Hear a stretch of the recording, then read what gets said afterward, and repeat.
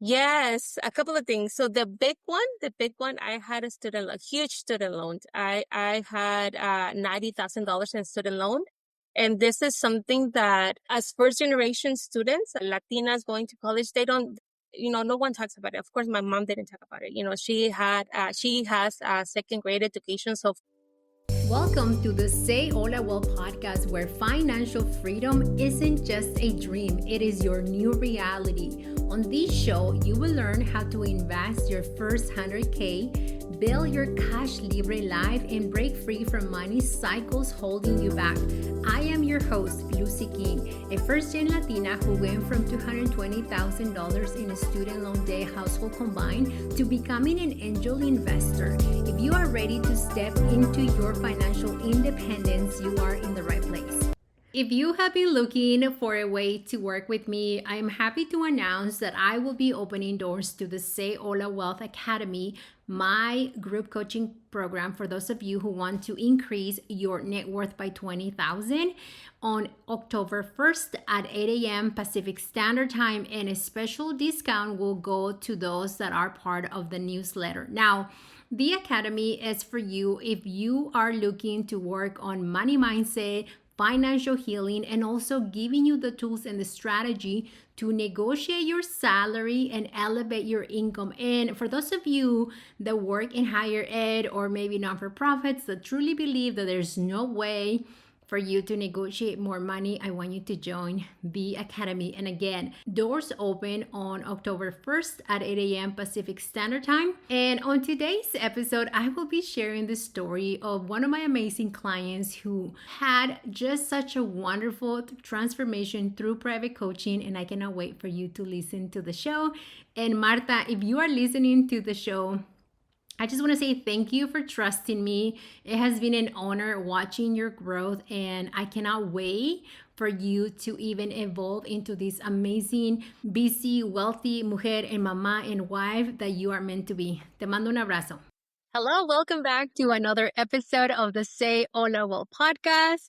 Estoy súper emocionada because today I have one of my clients coming to the show to share about her journey as a Latina, someone who wants to become financially free. And so I'm going to let her introduce herself to all of you. Marta, welcome. hi, Lucy. Hola, hola. First of all, thank you for the opportunity. I will say that now this is a full circle moment and I'll share more, but my financial independence journey started with you listening to your podcast exactly a year ago. So for you to bring me back, it's thank you. Thank you for that. So who I am, Marta González. I was born in Mexico. My mom brought me here when I was 14 years of age. She came here when in the 1980s. What does that mean? It means a lot. Started a new chapter in my life, a new journey, navigating, adjusting to this culture. First of all, the language, right? I came here, I didn't know the language. So first learning the language, starting a new education system, high school, which is completely different to where I was born. In Mexico, I grew up in a very small town, so no more than 100 kids. So I come here now, and I'm in a high school where there are over 1,000 kids. So adjusting to that was a huge thing. Adjusting to that. So yeah, the language, the culture, and also my family. I grew up with my grandmother in Mexico. So and then I come here. I reunite with my mom. And to me, she's a stranger because I didn't grow up with her. So the culture, the language, my mom. And yeah, and so I started high school. I graduated high school with honors, by the way, 4.0 with honors. And then from there, I went to college. So I'm the first one in my family, my immediate and my extended family to attend college and graduate. And then after that, by the way, anyone in California, listen to California, shout out to Cal State Dominguez Hills. It's a public university. Thank God for, those universities because I graduated with no loans. And then after that, I decided to go to grad school to get my first master's in forensic psychology.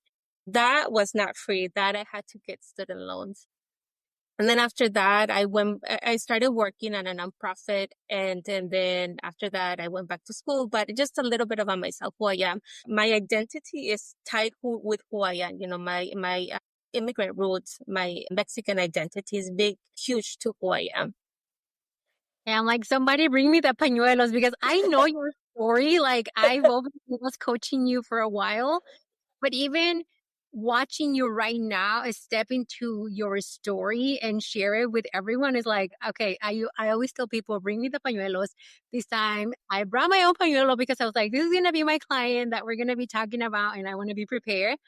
What a powerful testament, Martha, of what is possible when you believe that you are meant for more and when you don't let the obstacles define who you are. And as your mentor, I'm so proud of you because now we can have these conversations with everyone. And our hope is to also normalize these conversations, especially for the busy mujer who didn't grow up with their parents, or maybe the busy mujer who, yeah, maybe she grew up with her mom, but her mom wasn't available because she had to be working hard for money. And so I'm like, thank you so much for sharing that. Now, at the beginning of the call, you also mentioned that you started listening to the podcast and then you became inspired and you're like, well, Lucy's doing it. I want to do the fire journey, but can we talk about what was happening before with your finances? Like, where were you before our time together? Where was I with my finances? Yes, a couple of things. So the big one, I had a huge student loan. I had $90,000 in student loan. And this is something that as first generation students, Latinas going to college, no one talks about it. Of course, my mom didn't talk about it. She has a second grade education. So for her, like this is new to her. But I knew I wanted to go to college and I knew I wanted to, school was huge for me. For me, school, I knew that somehow, no one told me this, but I knew that college was like a ticket to uh, a better future, like for more financial stability. I just knew it. I don't know. One told me about it, but when I got to this country, I just knew that I just know that I need to do good in school. I need to get good grades because it's going to take me somewhere. I just knew that. So it took me to go to, college. I graduated. And then from there, I'm like, okay, I graduated, but and then I didn't feel ready. Like I didn't have a good job.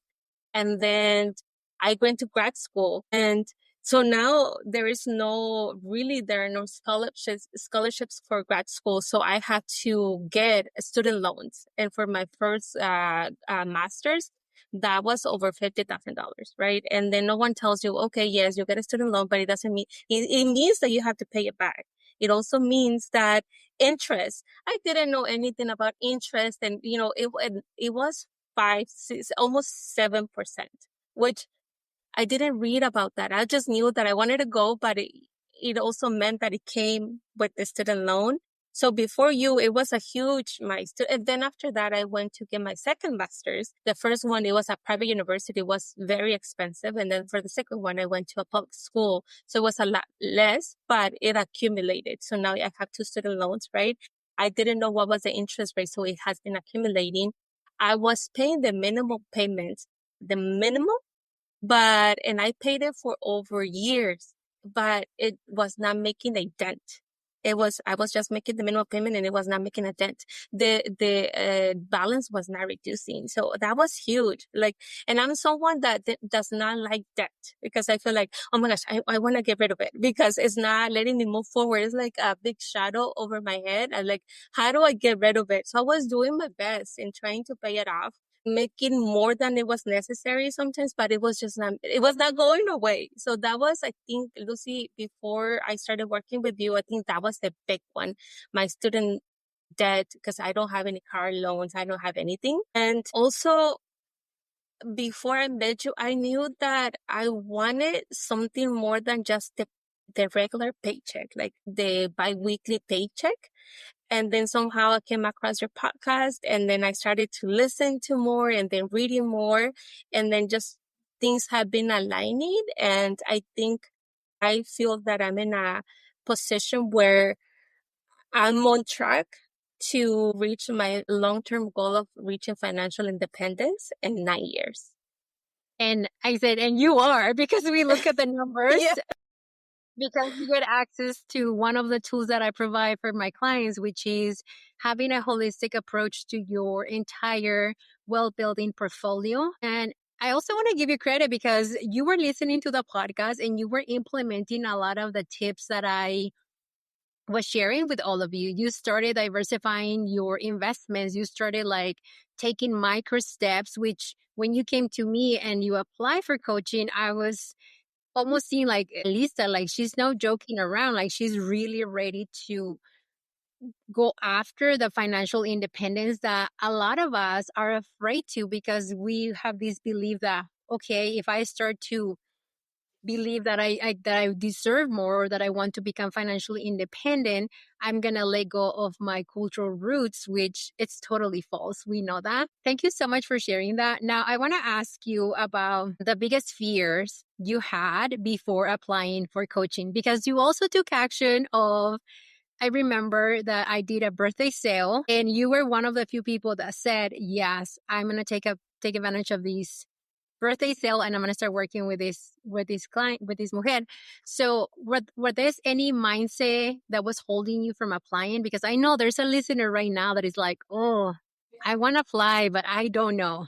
Yeah, it's very real. And I think I will say yes that the scarcity mindset. When it comes to, I think it has to do with our upbringing about fear around money, not there not being enough money. And so the little that you have or the ones that you have, you wanna hold on to it. You don't just wanna give it away. So my fear before I decided to work with you, by the way, it was the whole year.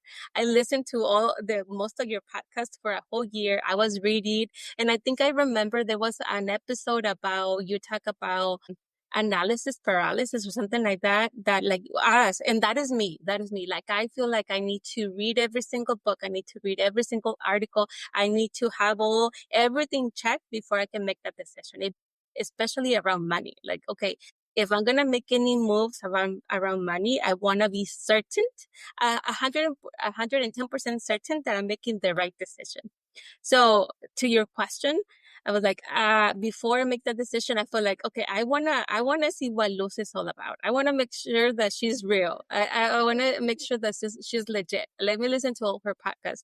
I was looking you up on your social media handles. Like, I just wanted to make sure that you were legit and that you knew what you were talking about. So that's why I did that for a whole year.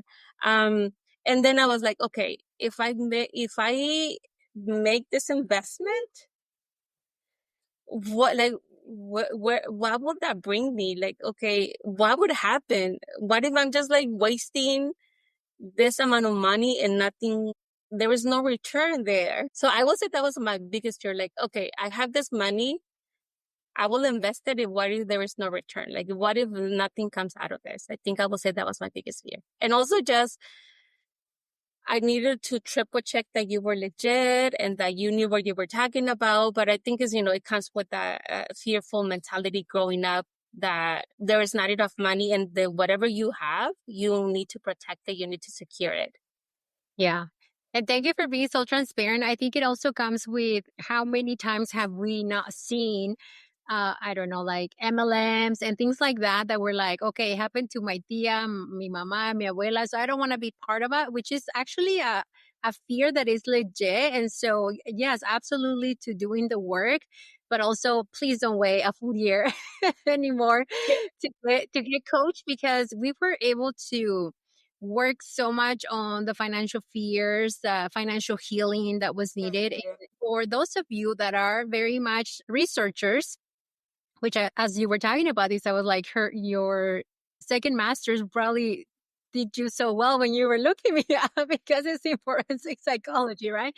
And so it's important that we say yes. I want to, of course, make sure that this person is going to give me a return on my investment, but also it's so important that we allow ourselves to be a beginners, which is something that I feel we learned together, that you didn't have to be doing all the research for the answers because you had me and you were investing in my mentorship. Therefore, I was to give you the tools that you needed to save you time, which at the end of the day, that's one of the biggest takeaways from coaching, that you don't have to be spending time doing the research on things that I can give it to you right now. So thank you so much for that.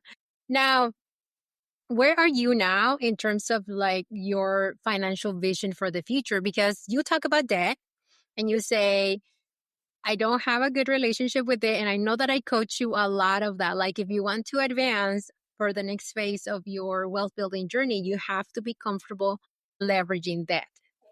Yes, yes. And this is something that I learned from you to do things about. So before there was just debt. There was no debt is bad, right? I want to get rid of it. I don't want to have it.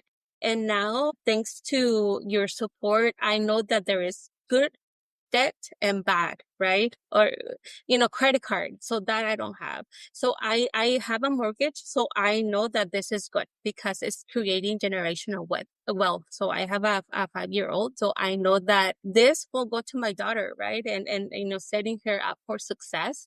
And also during the time that I was working with you, we discussed about buying an investment property, right? So that I feel comfortable about that. I don't feel like, oh my gosh, we're going to buy an investment property, but in the needs that we have the mortgage. But the way I'm looking at it is an investment, and it's going to give me some money back. It's going to give us some money back.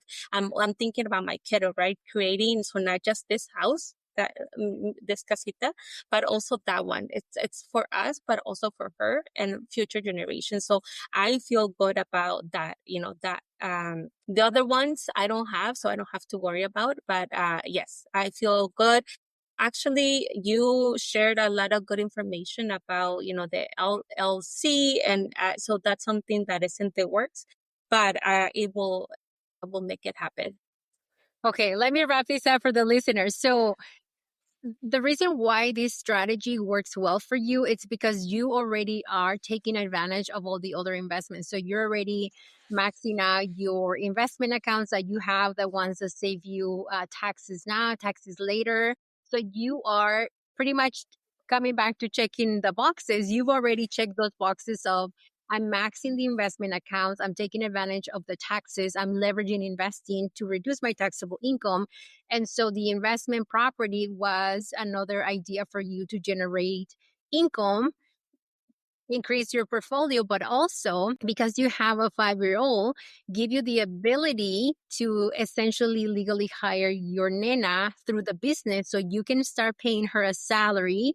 And then that salary is in the form of, let me open a 529 for you or a Roth IRA, right? And we are making sure that you are following the right steps. And I cannot wait for you to do this, by the way, because it's such a great opportunity for your family. And there is more investments that you need to make, of course, right? And so what would you say to a listener that is thinking about coaching, but is like, maybe it's not the right time right now? If there is something in you that says, I mean, that if you've been following Lucy and there's something within you that has been saying about money and debt, I listen to your intuition, like listen to your inner self, because a lot of the times we ignore it, right? Like después, or this is not the right time, or don't do what I did, wait a whole year and to be ready, or to have all the information ready, to have all the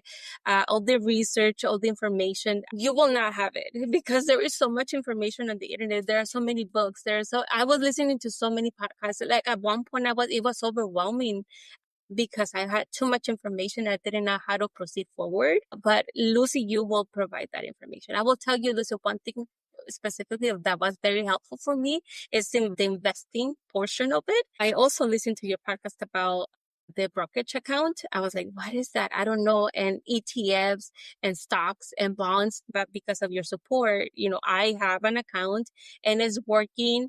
I said it, I'm invested on a bi-weekly basis. So it's just doing this thing. I'm not even thinking about it. It's just automatically doing it. But because of your help in it, what I listened to it in your podcast, like I opened it. But I will say something in you has been saying about independence, financial independence, getting your debt under control.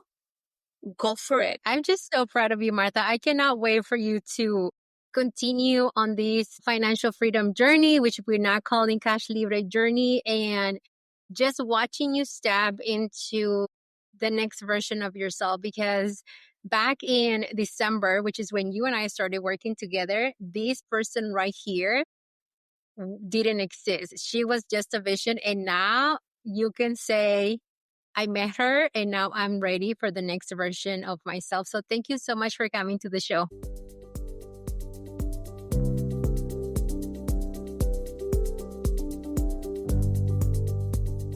On the Say Hola Wealth podcast and its associated entities, all content provided is for general informational purposes only. This information is not intended as legal, accounting, tax, or other professional advice. Listeners are encouraged to seek guidance from qualified professionals such as accountants, financial planners, or attorneys before making decisions based on the content shared. We assume no responsibility for errors, omissions, or misinterpretation in the podcast of its associated materials. Additionally, we disclaim all liabilities from any defamatory, offensive, or inappropriate content shared by guests or contributors. By accessing this podcast and its related content, you acknowledge the terms of this disclaimer.